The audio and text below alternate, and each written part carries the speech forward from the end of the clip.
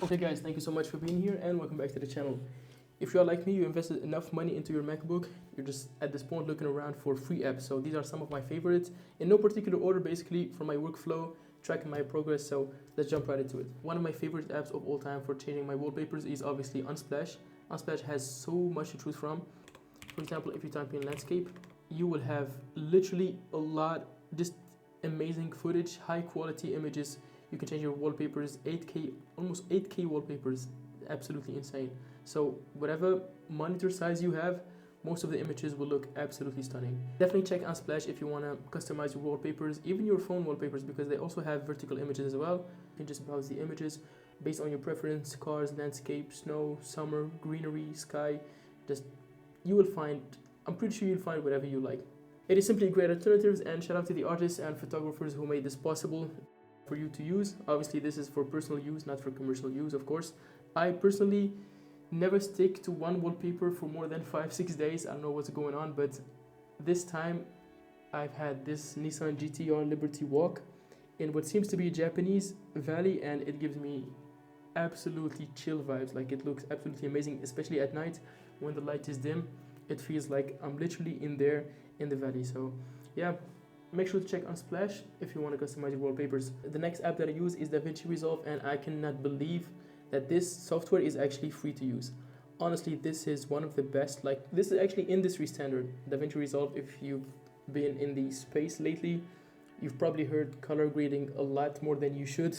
So Davinci Resolve is known for making that process pretty easy and pretty straightforward. But honestly, if you've been on the fence of starting your content creation journey, or even if you want to create videos or photos for your own personal use, for your memories, definitely check out Davinci Resolve. For me, it's basically one of the tools that pushed me to start uploading on YouTube. You have a free software that you can edit your 4K video, you can export 4K video without any limitations. Obviously, they have the paid version, which is the studio version, but you don't need it as a beginner. They have this more advanced, let's say, features. They are cool to have, I would say. But for me personally, I still upload my videos without having the paid version. I will do that investment sometime down the line, but for now, I'm good to go with the free one. If you've been on the fence of starting your content creation journey, you have Davinci Resolve, you are good to go. You can just learn so much. The learning curve will take you some time for sure, because a lot of options, many pages, like especially the Fusion page, the color grading page, but I generally encourage you to check out Davinci Resolve. So you can literally go to their page and download Davinci Resolve 19. So 19 is the latest version, and you can find it for Mac or for Windows as well. They also have the material, the training page. So you can actually find all their training material. You can find so many features to use. Basically, I would say start with YouTube tutorials. So many kind YouTubers out there have their own tutorials and how to make basically those transitions, those video effects. Absolutely amazing, and you're good to go. So speaking of Davinci Resolve, obviously if you are shooting in 4K, you will probably run out of space and you will have to buy something like the T7 Shield or T9 Samsung SSD. So I definitely edit everything off of my SSD, and you need something to clean your disk drives all the time. So I basically use Cleanmymac app, which is free as well, and they have an upgraded version, or they have a paid version. 4.2 gigabytes of junk and 8 items to review for performance. I actually have so many files, especially if you are producing 4K content, it will create a lot of cache files, and definitely you have to check that out, because honestly it will be so, the task of just removing that will be so daunting. So it will basically scan your folders for junk, for threats, for performance items. Obviously if you are shooting in 4K and like exporting a lot of 4K videos, Davinci Resolve will create a lot of cache files. Obviously also your systems will create a lot of junk files, I would say. So I will use the Cleanmymac app to just remove all of that. And to be able to track my progress, I use Notion. Honestly, I've been back and forth with Notion. Sometimes it's just so annoying to set all these features and options, and sometimes it's just the best tool ever to track your progress, basically. Honestly, it would be hard for me to commit to anything if I don't see some actual progress, so Notion actually helps me to do that. And I'm laying down all of my uploading, editing schedule based on the status of the videos and whatever I have going on the side as well, like whatever I do on the internet, my German course, my work, my career. So I do have some certifications, some trainings also to do, and I think Notion is by far the best tool ever, especially with this latest AI integration. I just basically made the decision to set up everything within Notion, and I probably also start using Notion Calendar to track my tasks. Honestly, I like to see some numbers, some KPI dashboards, and it is possible with Notion. So I would say the hardest point is to set up your customized templates based on your preferences, the features, and the options you want to see. I would definitely have to spend some time, learn how to create the ultimate template Notion for myself. For the free app, I definitely recommend using Notion to track your progress.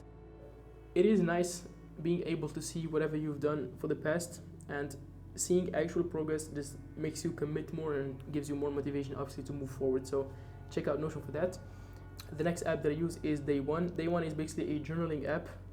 I personally do my journaling on a notebook, so I do it physically and manually. I have to see my goals, I have to write them down every day. Honestly, since starting to journal, I feel like more committed towards my goals, and especially this year for 2025, I've set up a lot of goals, especially learning this German language, which is absolutely difficult. What I do, basically, I have a normal notebook and I try to write one page every day. I try to write my goals, my progress, what I did for yesterday, what I'm going to do today that will move me forward towards my targets. And I think it would make sense also to track it online, because it will give you like last year at the same day, what did you write, and yeah, look back and see all of that 1 year forward or 1 year later, what have you done. And yeah, Day One I think is a great encrypted app to basically track your journaling and write down your memos. And I use TickTick basically as a version of my daily tasks. I've recently also started using TickTick. I think it's a great app. The way it is displayed, I like the user interface. It's also user friendly as well. Yeah, it's basically write down all of your tasks, and especially I like to put some of my events on the calendar itself. But I think if I see them on a regular basis, on every day, I try to remember that I have to do some urgent stuff, especially some urgent tasks. And I keep a physical also version of my tasks as well. So I try to write down, as I've said, like 2 or 3 main tasks that I do. I think TickTick is approved by some of the biggest productivity gurus out there on YouTube, and so far so good. I actually like it. It's user friendly, easy to use. You can set up all your tasks. I keep a track obviously of my physical tasks here on this small notebook. I write like 2 or 3 main tasks that I have to do for the day, and I track them on online. So it definitely is great to keep your stuff on paper, closer to you, more intimate. It feels way more realistic. They keep you on point and they keep you on check. Say for example, for whatever reason you forgot your notebook, and you can have everything online. So yeah, basically you can access it also from a different device, from your mobile device. So yeah, for my preferences and for my workflow, like tracking progress every day, TickTick is a great app. Okay, so the next app is OBS. This is so clutch and so useful. If you want to record yourself and you record your screen at the same time, this is basically a free app to use. You can choose whatever display you want to show. For example, if you are like me here, you have 2 monitors, you can change here the display that you want to capture. So for example, this is my monitor. I will choose the built-in retina display for the Mac, and there you go. You basically change and then okay, and then you can change your monitor. You can just adjust it however you like, and you can actually move. This is the display, and you can move your camera. Very useful also for people who are streaming on different platforms. So you can actually, I think you can also customize your camera display here, whatever the camera is showing, and you can just change yourself. You can put yourself here on the top right, top left. Very useful for people who are offering courses, who are doing, let's say, educational videos and creating educational content. OBS is absolutely one of, I think, the best free apps out there to use. Obviously check the audio levels. You can choose whatever device audio is coming from. For example, here it is using the Macbook built-in mic. You can also use something as the DJI mic. You just insert your transmitter in the Type-C port and you are good to go, and you can just switch around. Also same for the cam. For example, for the Mac OS, for the video capture, let's try to change. And here, for example, is using the FaceTime HD camera of the Mac itself. And yeah, you can basically use the iPhone. You can use the desk view camera. You can also have a webcam for if you want. I think this tool is absolutely amazing. It's just so clutch. I think I'll probably down the line have to use this as well to creating, for example, some educational videos, some content regarding whatever something you want to do. I think most people use Loom, which is a Chrome extension, but I think Loom caps you at a certain minutes. So yeah, definitely check out OBS if you want to create this kind of content, educational content, instructional videos, and definitely if you are streaming as well. So this is so useful, I would say. So the next app is Pixea. It will allow you to go through the photos and videos in the same folder, because the preview built-in app of the Mac doesn't allow you to do so. So for example, if I grant access to this folder, let's say I'm going to documents. Pixea will allow you from whatever folder you're going to choose, especially if you have so many files and you've shared so many videos and you want to extract the best of the best. You just want to quickly scroll through the videos, go forward or go backward like by 10 seconds. Pixea will allow you to do that. For example, here I can scroll my images and check out these crazy photos that I've taken, and I actually edit these on Lightroom as well. I think I'm also doing pretty good job. The G-Wagon. So yeah, this is basically Pixea. Nothing crazy, to be honest. It is something that will give you more time to scroll through your videos and scroll your photos, and that's it. It has some features as like generative AI and photo editing features, but I definitely don't recommend it if you want to edit your photos. Adobe Lightroom or Photoshop. That's basically it. The next thing that I also wanted to show you guys is Beeper, and Beeper will group all of your chat apps, WhatsApp, Slack, Twitter, all of your DMs into one app. So for example, here I have my Slack. You can add your Google Chat, your WhatsApp, Twitter, Instagram, Telegram, whatever you want. And appearance, you can also customize it. So the dark mode, the light mode. I think the app is still quite new. Some integrations are yet to be done. So for example, if I'm trying to add the LinkedIn chat, it will tell you that LinkedIn is temporarily unavailable while we work on improving our integration. So it will take some time until the next, let's say, launch or update. So yeah, it is just a platform that will group all of your, let's say, communication socials and communication platforms in one place. I'm probably more excited about the concept itself than doing the actual thing or actually using the app.